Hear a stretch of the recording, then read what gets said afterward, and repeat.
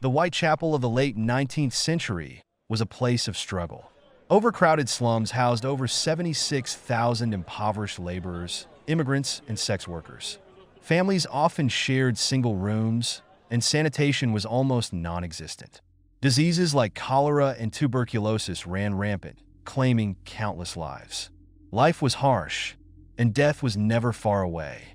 Among this chaos, fear found a new name: a faceless murderer who killed with surgical precision and left no clue to his identity.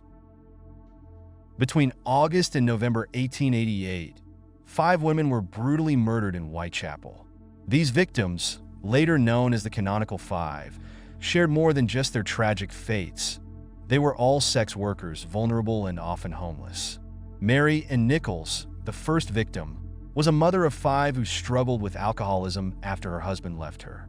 On the night of her murder, she was seen alive by a friend, Emily Holland, at 2:30 a.m., claiming she had earned enough for a night's lodging. Her body was found an hour later in Bucks Row.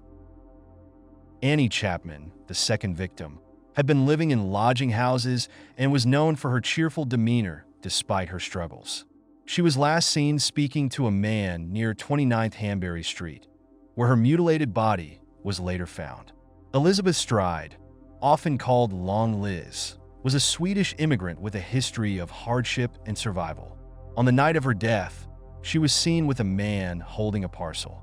Catherine Eddowes was known for her intelligence and sharp wit, but was often homeless and battling addiction. Hours before her death, she was released from police custody for public drunkenness. Finally, Mary Jane Kelly, the youngest, was a strikingly beautiful woman who had worked in higher-end establishments before falling on hard times. She was reportedly seen with a client entering her room hours before her murder. September 30th became known as the double event. 2 women, Elizabeth Stride and Catherine Eddowes, were murdered within hours of each other. Stride's body was found first, her throat cut, but her body otherwise intact. Witnesses reported seeing her with a man moments before her death, though descriptions varied. Some believe the killer may have been interrupted. Eddowes' murder, however, showed no such hesitation. Found in Mitre Square, her face and abdomen were gruesomely mutilated, and a portion of her kidney was removed. The killer left behind a clue, a piece of Eddowes' apron covered in blood and feces, discarded in Golston Street. Nearby, a cryptic chalk message on a wall read, "The Jews are the men that will not be blamed for nothing."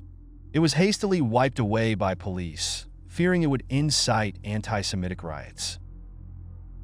Mary Jane Kelly, the youngest and perhaps most tragic of the victims, was murdered on November 9th. Unlike the others, Kelly was killed indoors in her small room on Dorset Street. The scene was so horrific that even seasoned detectives were shaken. Her body was mutilated beyond recognition, her face virtually destroyed, and her organs were scattered around the room. Forensic analysis suggested the killer spent a considerable amount of time with her body unobserved. Dorset Street, known as one of the worst streets in London, became infamous as the backdrop for this grisly murder. Despite the best efforts of Scotland Yard and the Metropolitan Police, the case remained unsolved. Detectives interviewed over 2,000 people and investigated hundreds of suspects. Among them were Montague John Druitt, a barrister whose death by suicide shortly after the murders raised suspicions. Aaron Kosminski, a Polish-Jewish immigrant and barber, was another prime suspect, as he was committed to an asylum after exhibiting violent behavior.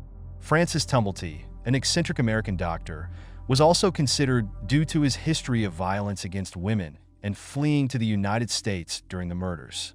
Another suspect, George Chapman, had a history of poisoning his wives and was executed for unrelated murders in 1903.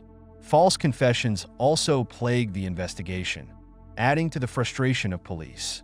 The lack of forensic tools such as fingerprinting and DNA made it nearly impossible to gather definitive evidence. In the years since, countless theories have emerged. Some claim the killer was a skilled surgeon, citing the precision of the mutilations, while others believe he was simply a madman with a taste for blood. Letters allegedly written by the killer, including the infamous Dear Boss letter and the From Hell letter added to the legend. Modern forensic analysis has attempted to solve the case, including DNA tests on the From Hell letter and other artifacts, but the results remain inconclusive. The true identity of Jack the Ripper may never be known, but his legacy continues to fascinate and horrify. Who is Jack the Ripper? A surgeon, a madman, or something else entirely? We may never know the truth, but his legacy endures, a dark chapter in the history of crime and a mystery that still haunts the world. If you enjoyed this deep dive into one of history's most chilling mysteries, don't forget to hit the like button, subscribe, and turn on notifications so you never miss another story. Share your theories in the comments below. Who do you think Jack the Ripper really was? Thanks for watching, and we'll see you in the next episode.